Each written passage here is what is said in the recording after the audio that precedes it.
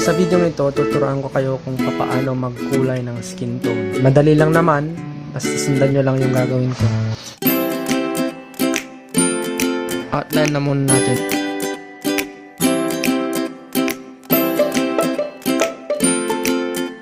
So, gamitin nyo ulit yung lightening method.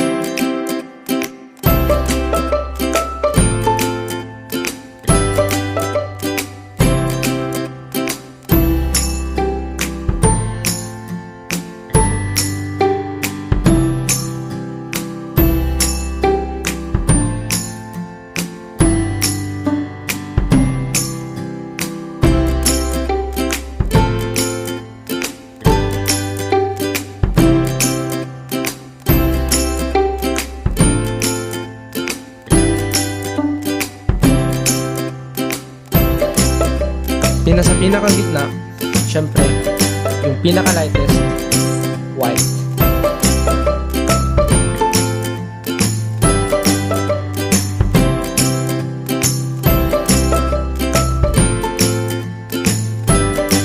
So, ayun guys, yun lang naman ang kailangan yung matutunan sa pagkukulay ng skin tone.